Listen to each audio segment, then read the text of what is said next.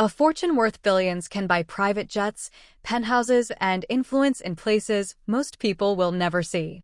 But on one stormy night, a woman who possessed all of those things discovered something she could not purchase at any price. She found it in the front seat of an aging black sedan driven by a tired father who spent his nights on lonely highways and his days raising a little girl who had already lost too much. The strange thing is that neither of them knew, when the journey began, that their lives were about to change. The roads were nearly empty that night. Heavy rain hammered the windshield as lightning flashed across the dark sky. Most drivers hated weather like that, but Noah Carter had learned to accept it. When your job involved driving people across long distances in the middle of the night, bad weather wasn't an inconvenience. It was simply part of life. Noah was 39 years old and permanently exhausted. Not the kind of tired that disappears after a good night's sleep. The kind that settles deep into your bones and becomes part of who you are. For nearly 3 years, he had been raising his daughter alone. His wife, Emily, had died after a long illness, leaving behind a 7-year-old girl named Lily and a husband who suddenly had to become both parents at once. Most people told him to put Lily into extended daycare and take a regular daytime job. Most people didn't understand. The day Emily was buried, Noah had stood beside her grave while Lily held his hand and cried into his coat. Looking down at his daughter, he had made a silent promise. She had already lost her mother. She would not lose her father too. That promise shaped every decision he made afterward. He began working overnight private driving jobs so he could spend his days with Lily. He drove strangers through the darkness while she slept, then returned home at sunrise to make breakfast, walk her to school, help with homework, and be there whenever she needed him. It was difficult. It was lonely. It was exhausting. But it was worth everything. Because every morning when Lily smiled and ran into his arms, Noah knew he had made the right choice. The night everything changed started like any other. His dispatcher called shortly before midnight. "There's an emergency long-distance booking," the dispatcher said. "Luxury client. Flight canceled because of the storm. Needs transportation immediately." Noah accepted the job without hesitation. Bills didn't pay themselves. 20 minutes later, he pulled up outside one of the most expensive hotels in the city.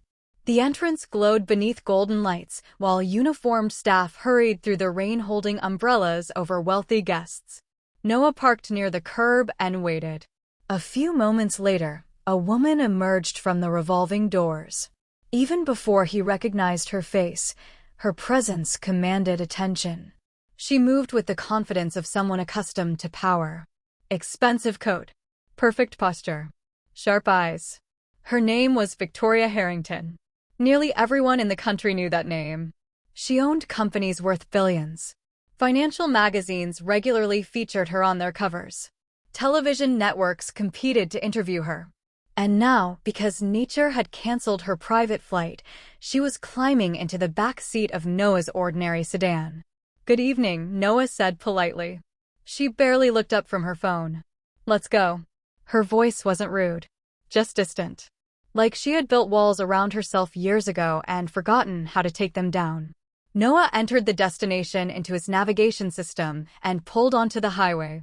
For the first 30 minutes, Victoria spoke continuously on business calls. She discussed investments, contracts, acquisitions. Numbers so large Noah couldn't imagine them. Eventually, the calls ended. The back seat grew quiet. Victoria leaned her head against the window. Within minutes, she appeared to be asleep. Noah thought nothing of it. 4. Passengers slept all the time. What he didn't know was that Victoria Harrington wasn't sleeping at all. She was watching him. For years, she had carried a secret habit. A test. One she rarely admitted to anyone. Life had taught her not to trust people. Too many employees had stolen from her. Too many friends had betrayed her. Too many relatives had appeared only when they needed money.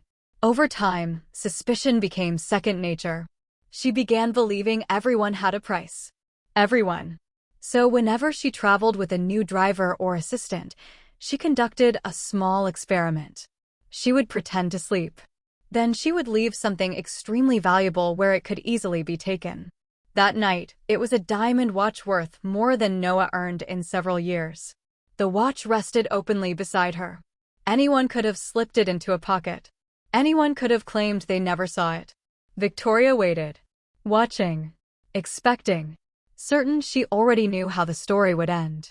After all, nearly everyone failed eventually. Some stole immediately. Others waited longer. A few simply overcharged her while thinking she wouldn't notice. But eventually, almost everyone revealed themselves. Or at least that's what she believed. The rain continued falling. Hours passed. Then Noah's phone suddenly lit up. His heart immediately tightened. 5. Only one person called him after midnight. Lily. He glanced at the screen. It was the number of the elderly neighbor who stayed overnight whenever he worked. Something was wrong. Noah never answered calls while driving, especially with passengers present. He searched ahead and spotted a safe roadside stop illuminated by bright lights. Carefully, he pulled over and parked. Then he answered. "Hello." The response came instantly. "Daddy." Lily was crying. The sound shattered him. Every parent knows that feeling. The helpless ache that arrives when your child is hurting and you're not there. Noah closed his eyes. "Sweetheart, what's wrong?" "A monster was in my room." Her voice trembled. "I got scared." The neighbor came onto the line and apologized. "She had a nightmare." "I've tried everything." "It's okay," Noah said softly. "Put her back on." What happened next seemed ordinary to Noah. It was simply part of being a father. But in the back seat, Victoria quietly opened her eyes and listened. Noah spent the next several minutes talking Lily through her fear. He asked questions about the nightmare. He listened carefully. He never rushed her, never dismissed her fears. Instead, he treated them as important. Because to a child, they were. Eventually, Lily's crying began to slow. Noah smiled. "You know what I always tell you." A small pause. "What?" "You're the bravest girl I know." A tiny laugh emerged through the phone. "No, I'm not." "Yes, you are." "No." "Yes." Another laugh. This one stronger. Then Noah said the phrase he repeated every day. "I love you beyond the stars, around the moon, and back again." That was their phrase. Their special promise. And suddenly Victoria felt something tighten painfully inside her chest. Because she couldn't remember the last time anyone had spoken to her with that kind of love. Noah continued talking. Eventually, Lily grew sleepy. But before hanging up, she asked the same question she always asked. "Will you be home in the morning?" Noah smiled.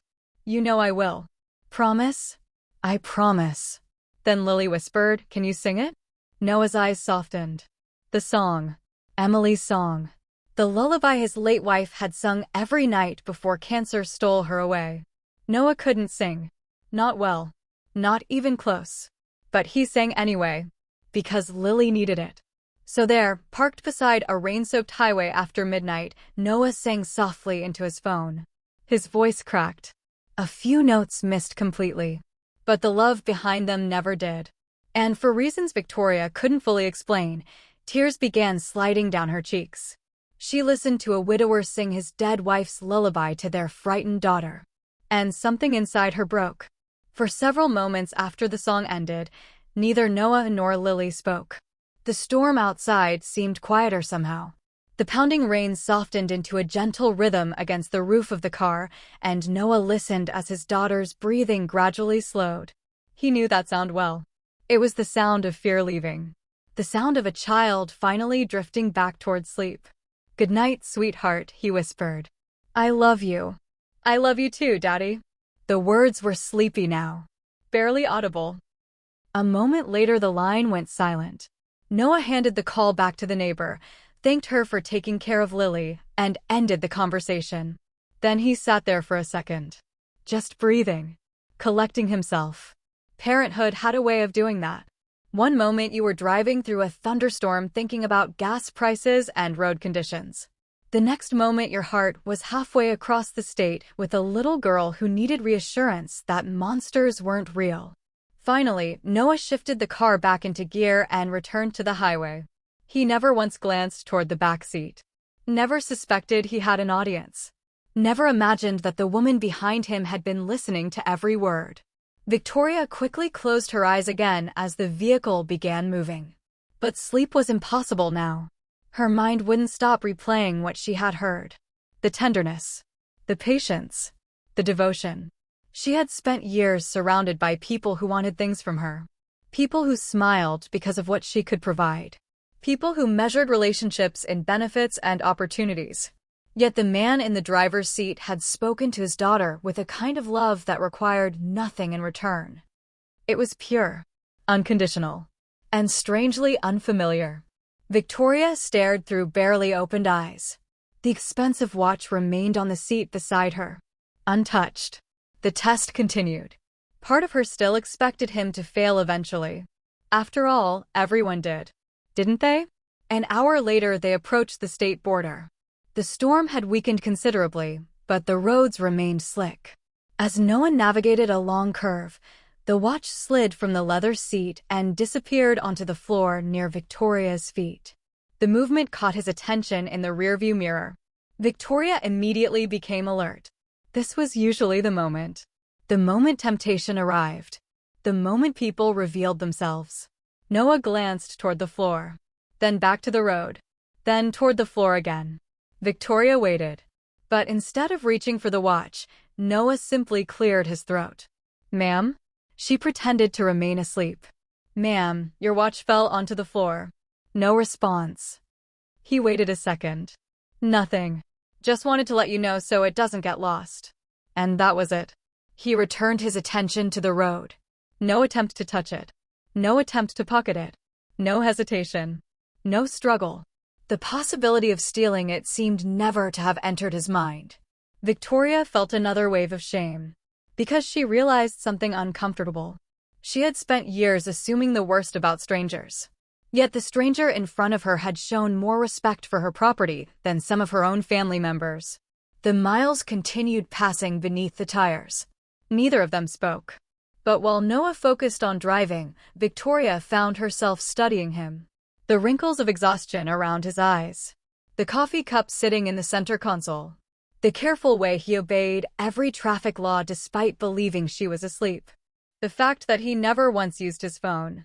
Never took shortcuts. Never attempted to increase the fare. Everything about him contradicted the story she usually told herself about people. And that disturbed her. Because if Noah existed, maybe her view of humanity wasn't as complete as she thought. Maybe she had been looking at the world through damaged glass.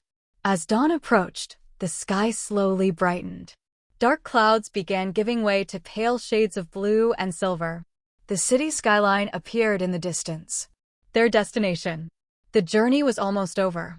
Noah exited the highway and navigated several quiet streets before finally arriving at an elegant waterfront estate. The property was enormous. Iron gates. Manicured grounds. A mansion that looked more like a private resort than a home. Noah parked near the entrance and turned around. "Ma'am, we've arrived." Victoria was sitting upright, wide awake, and tears covered her face. Noah froze. For a second, genuine concern crossed his features. "Are you okay?" Victoria stared at him. Really stared at him. Not as a driver. Not as an employee. Not as someone providing a service. But as a human being. And for perhaps the first time in years, she felt embarrassed by her own behavior. "How long?" she asked quietly. Noah blinked. "I'm sorry. How long have you been working nights so you can spend your days with your daughter?" His expression immediately changed. Recognition. Understanding. "Oh." He looked slightly embarrassed. "You heard that." Victoria nodded. Noah rubbed the back of his neck. "Sorry. I usually keep personal calls private. Don't apologize." For several seconds, neither spoke. Then Victoria asked softly, "How old is she?" 7. A smile appeared on Noah's face instantly. The kind that only appeared when parents talked about their children. "Her name's Lily." Victoria looked away, because suddenly her eyes were filling again. 20 years earlier, she had a son. His name had been Ethan. He had loved dinosaurs, pancakes, Saturday cartoons, and bedtime stories. Then came the years when her business exploded into a billion-dollar empire. More meetings, more travel, more expansion, more success. She convinced herself she was building a future for her family.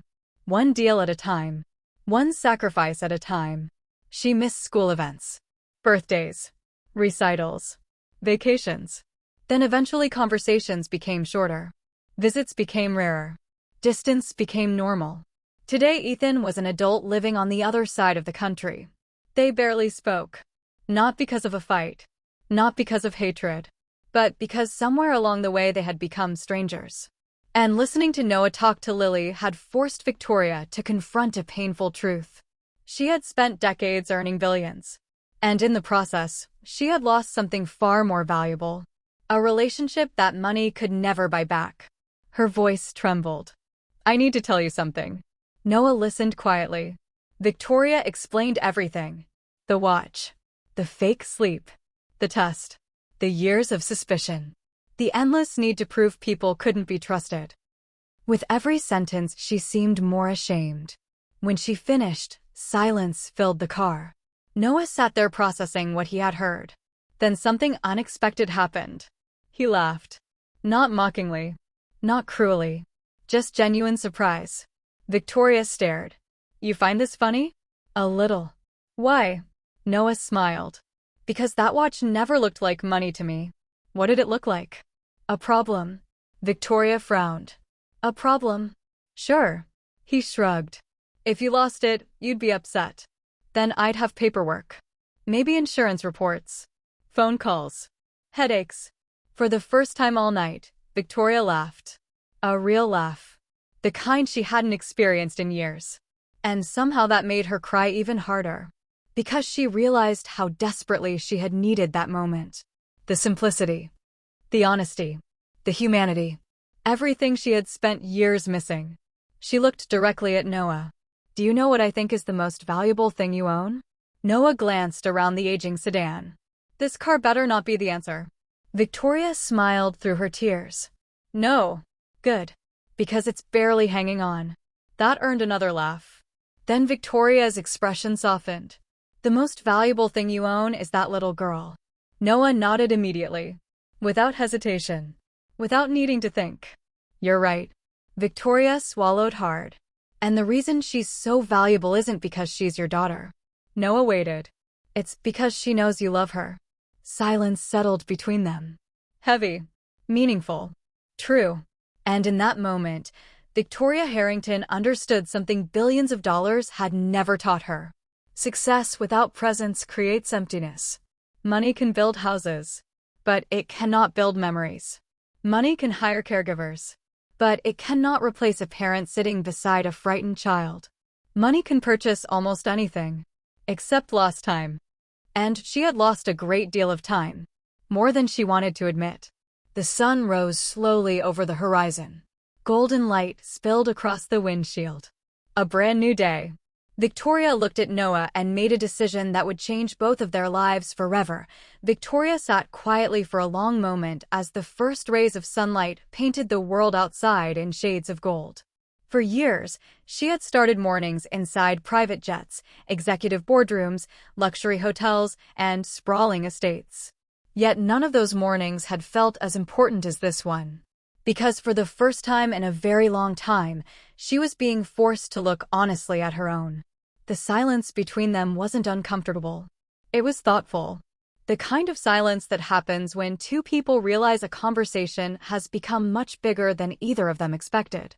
Finally, Victoria reached into her handbag and removed a business card. It was simple, elegant. The kind of card that opened doors almost anywhere. She held it out. Noah accepted it politely. If you ever need anything, she said, call me. Noah smiled. That's very kind. Victoria could tell from his expression that he had no intention of calling. Not because he was rude. Because he wasn't the sort of person who asked for favors. She had met thousands of ambitious people. Thousands.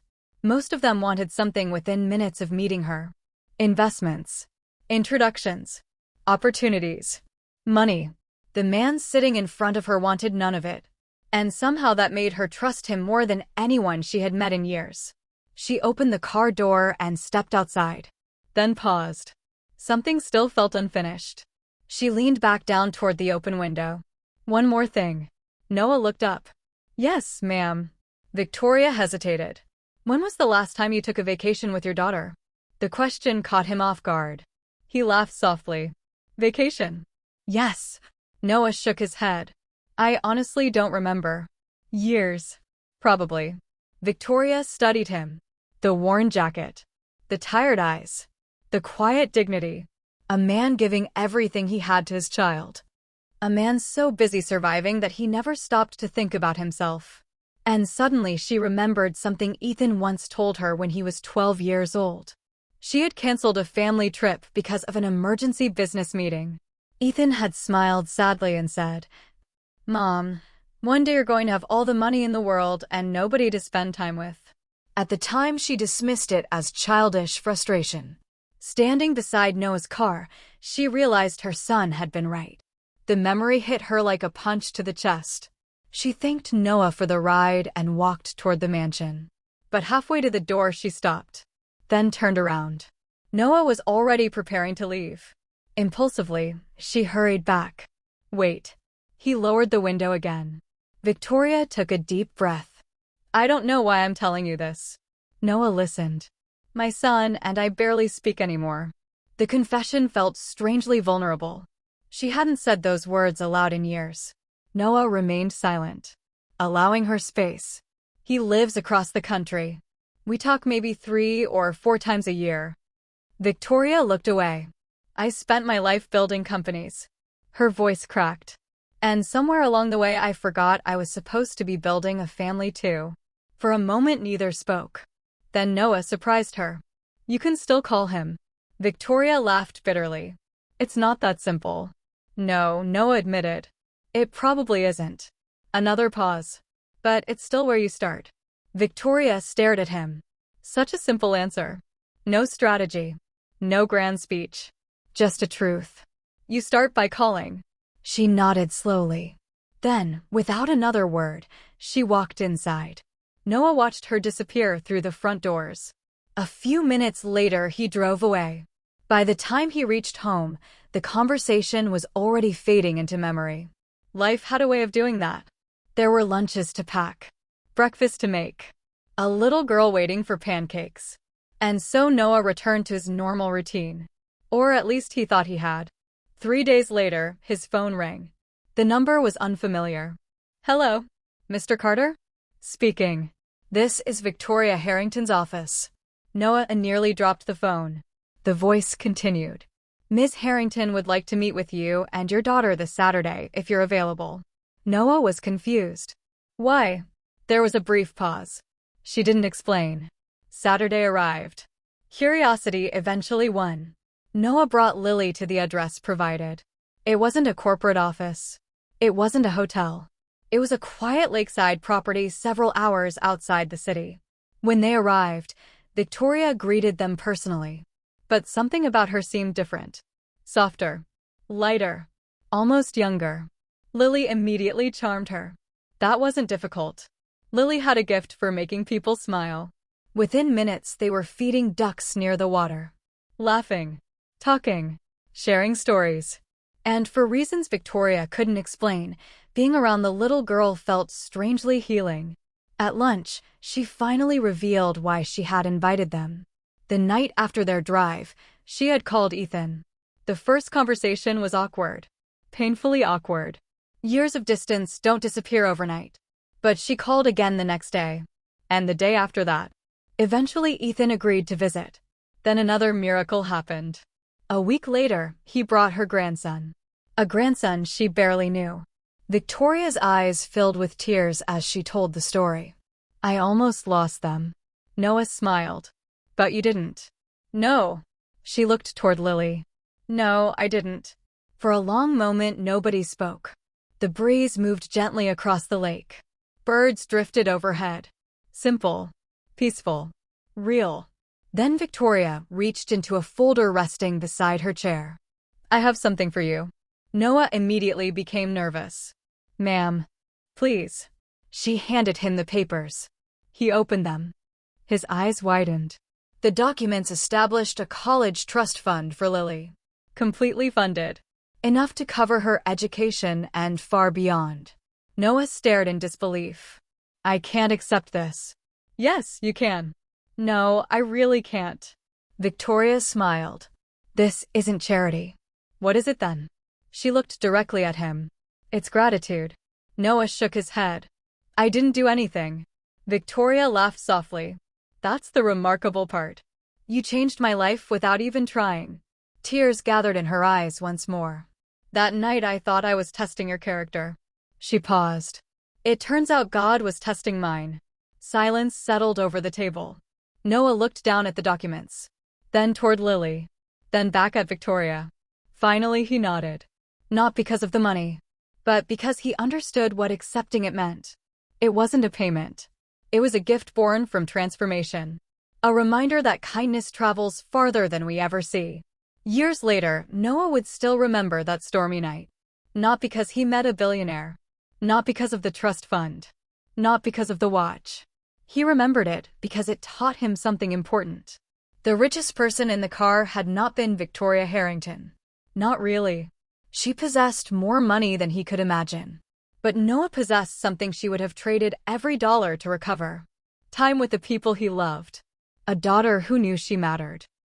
A home filled with memories. A life built around presence instead of possessions. That was the treasure Victoria had recognized from the back seat of a rain-soaked car. And in the end, it was worth more than any fortune. Because money can buy comfort. It can buy luxury. It can buy influence. But there is no amount of wealth on earth that can purchase a missed childhood, a lost relationship, or years that have already passed. Only love can give those moments meaning. And only presence can make them last. On a stormy night, a lonely billionaire learned that truth from an exhausted father driving home to make pancakes. And both of them arrived exactly where they needed to be.